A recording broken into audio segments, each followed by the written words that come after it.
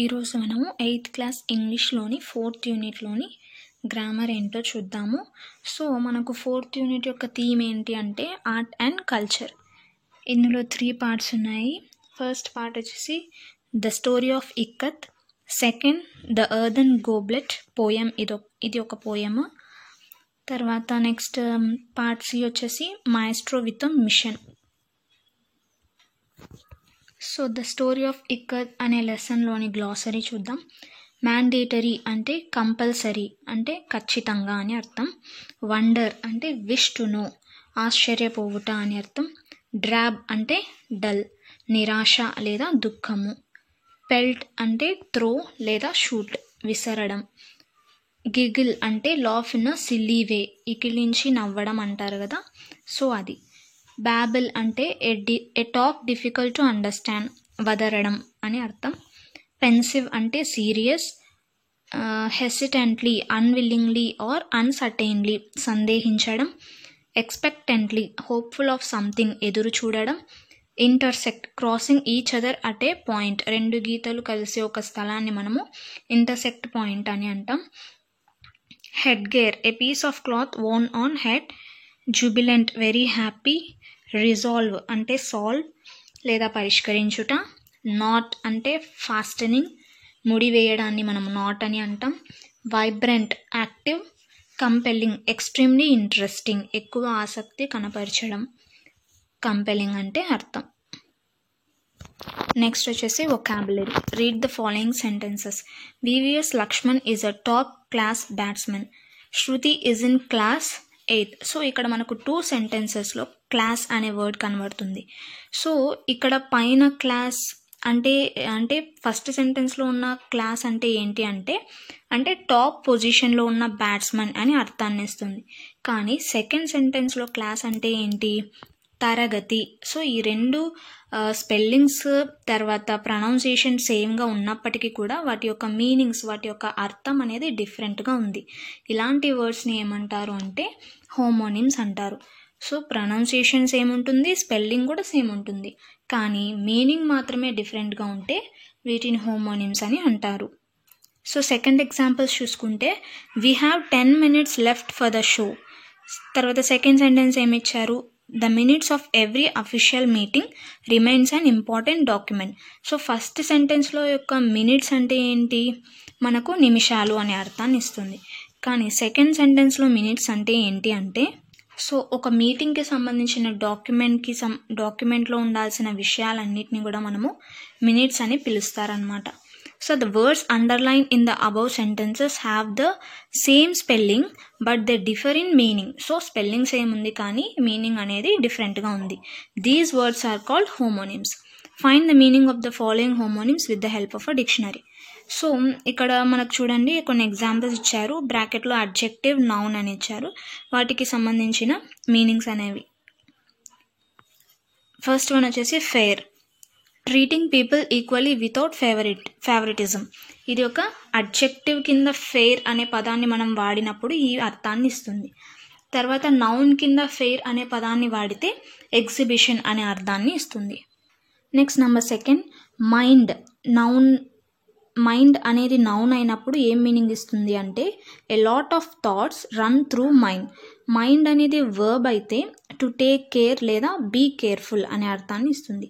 Next quiet అంటే అడ్జెక్టివ్లో quiet అనే meaning ఏంటి అంటే కామ్ లేదా వితౌట్ నాయిస్. తర్వాత నౌన్లో క్వైట్ అనే పదానికి అర్థం ఏంటి అంటే స్టిల్నెస్ లేదా నిశ్చలత లేదా నెమ్మది శాంతము అనే అర్థాన్ని ఇస్తుంది. సో ఇందాక మనము హోమోనిమ్స్ చూసుకున్నాం, ఇప్పుడు హోమోఫోన్స్ అంటే ఏంటో చూద్దాం. The students have some knowledge about ikat. తర్వాత సెకండ్ సెంటెన్స్ ఏమి ఇచ్చారు, this sum from chapter 3 is very tough. First సెంటెన్స్లో సమ్ నాలెడ్జ్ అంటే సమ్ అంటే ఏంటి, కొద్దిగా కొంత నాలెడ్జ్ అని అర్థం. నెక్స్ట్ సెకండ్ సెంటెన్స్లో సమ్ అంటే చాప్టర్ 3లోని ఒక ప్రాబ్లం లేదా సమ్ అని అర్థం. సో ఇక్కడ మీనింగ్స్ అనేవి డిఫరెంట్గా ఉన్నాయి, తర్వాత స్పెల్లింగ్ అనేవి కూడా డిఫరెంట్గా ఉన్నాయి. The words underline in the above sentences have the same pronunciation సేమ్గా ఉంది but differ in spelling and meaning. స్పెల్లింగ్లో మీనింగ్లో డిఫరెంట్గా ఉంది. Such words are called homophones. Next read the following passage carefully and replace the underline words with correct homophones. ఇక్కడ మనకు ఒక passage ఇచ్చారు, దాంట్లో అండర్లైన్ చేసిన వర్డ్స్కి సంబంధించిన హోమోఫోన్స్ని మనము రాయాల్సి ఉంటుంది. So one day Janaki teacher said to the class, we all know that the boy in the blue dress has won the best student prize for this year. ఇక్కడ చూడండి, నో అనే వర్డ్కి అండర్లైన్ ఇచ్చారు. సో KNOW నో కూడా రెండు pronunciation అనేది same ఉంది, కానీ but differ in spelling and meaning. అంటే నో అంటే ఏంటి, KNOW నో అంటే మనకు తెలుసు అని అర్థం, కానీ NO అంటే లేదు అని అర్థం. సో ఇక్కడ ఏంటి మీనింగ్ అనేది మారిపోవడం జరుగుతుంది. అదేవిధంగా బ్లూ డ్రెస్ అంటే బ్లూ అంటే BLUE. సో ఇక్కడ బ్లూ అనే దానికి సరైన హోమోనిమ్ ఏంటి అంటే బ్లూ.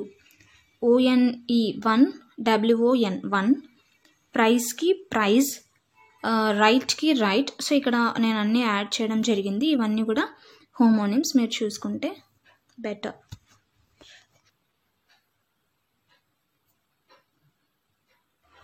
నెక్స్ట్ వచ్చేసి grammar. Read the following pair of sentences taken from the narrative a story of Ikat. First sentence, Ramya asked are these fabrics from Indonesia. అంటే రమ్య ఏమడుగుతుంది అంటే ఈ ఫ్యాబ్రిక్స్ అనేవి ఇండోనేషియావా అని క్వశ్చనింగ్ చేస్తుంది. Next second sentence, the teacher said what can be the origin of the word. So teacher ఏం చెప్తున్నారు అంటే origin of the word యొక్క పుట్టుక అనేది ఏదై ఉంటుంది అనే క్వశ్చనింగ్ని రేస్ చేస్తున్నారు.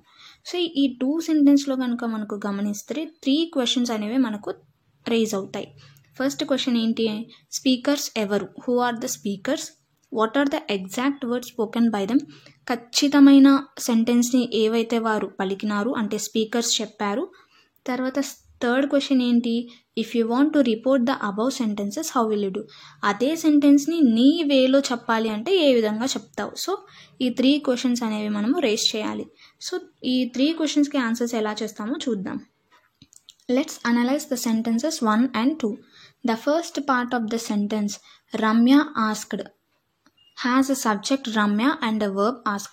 సో రమ్య ఆస్క్డ్ అనే పదాలలో మనకు 2 కనిపిస్తున్నాయి, ఒకటి సబ్జెక్ట్, ఒకటి వర్బ్. రమ్య అనేది సబ్జెక్ట్ అయితే ఆస్క్డ్ అనేది verb. This class is called the reporting class. So ఈ రమ్య ఆస్క్డ్ అనేది ఏంటి, మనకు రిపోర్టింగ్ క్లాస్ అని పిలుస్తారు దాన్ని. The verb is called the reporting verb. So ఇక్కడ వర్బ్ ఏంటి, ఆస్క్డ్. సో ఈ వర్బ్ని ఏమంటారు అంటే రిపోర్టింగ్ వర్బ్ అని పిలుస్తారు.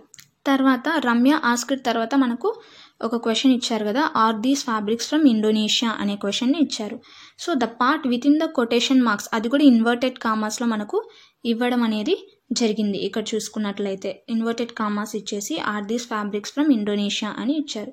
సో ఈ కొటేషన్ మార్క్స్లో ఉన్న పార్ట్ని ఏమంటారు అంటే రిపోర్టెడ్ క్లాజ్ అంటారు.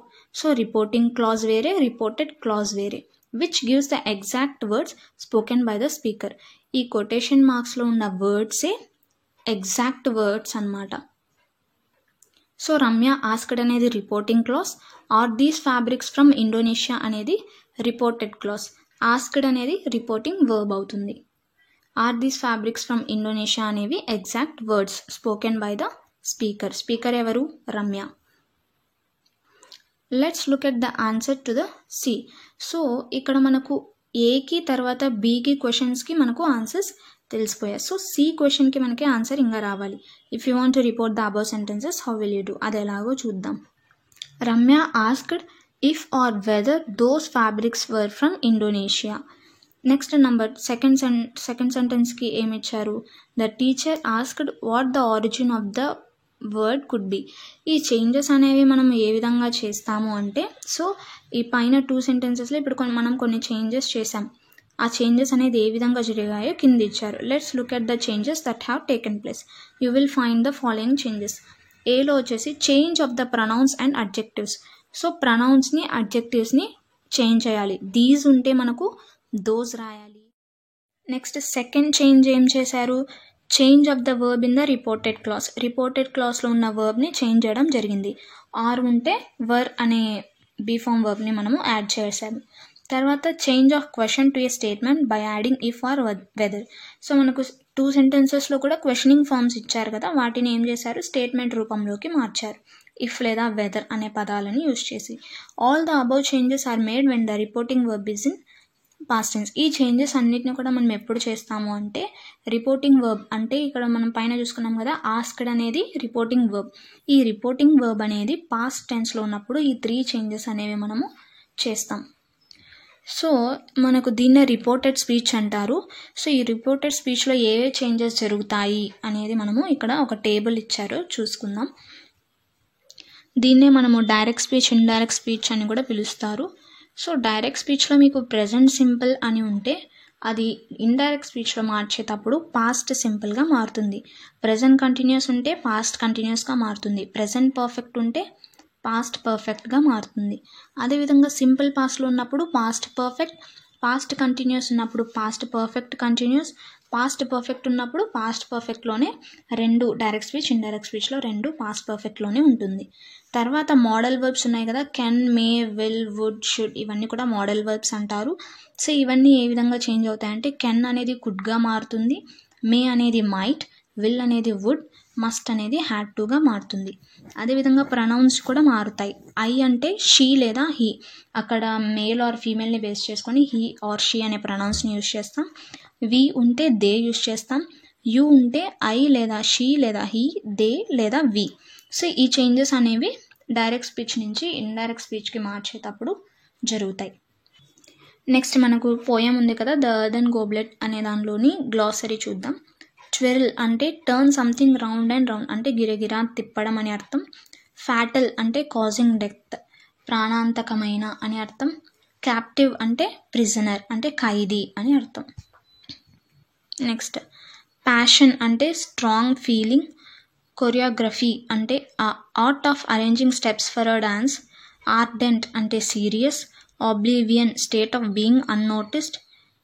కార్వనిచి build reputation. Reverent filled with honour. Nuance subtle difference.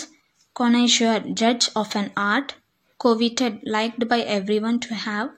stupendous amazingly large. తర్వాత మనకు పోయం చివర సో ఈ బాక్స్ అనేది ఇవ్వడం జరిగింది. సో ఇవి కూడా మనం చూసుకోవాల్సి ఉంటుంది. సో ఇక్కడ టోన్ అంటే ఏంటి, జెనర్ అంటే ఏంటి, సెటైర్ అంటే ఏంటి, పాయింట్ ఆఫ్ వ్యూ అంటే ఏంటి, మెటాఫర్ వర్సెస్ సిమిలీ, ఈ టాపిక్ మనం ఆల్రెడీ ముందు క్లాసెస్లో చెప్పుకున్నాం. సో ఇవన్నీ కూడా ఒకసారి చూసుకుంటే మంచిది. సో ఏం లేదు, లిటరరీ డివైజెస్ అంటే లిటరేచర్కి సంబంధించి మనం వాడే పదాలని లిటరరీ డివైజెస్ అంటాము. అంటే ఇప్పుడు కంప్యూటర్ డివైజెస్ అంటే మనకు తెలుసు కదా, కీబోర్డ్, మౌస్, ఇవన్నీ కూడా computer devices. So literary devices అంటే ఇంగ్లీష్ లిటరేచర్కి సంబంధించి. సో ఇవన్నీ కూడా ఇంపార్టెంట్ పాయింట్స్ అన్నమాట.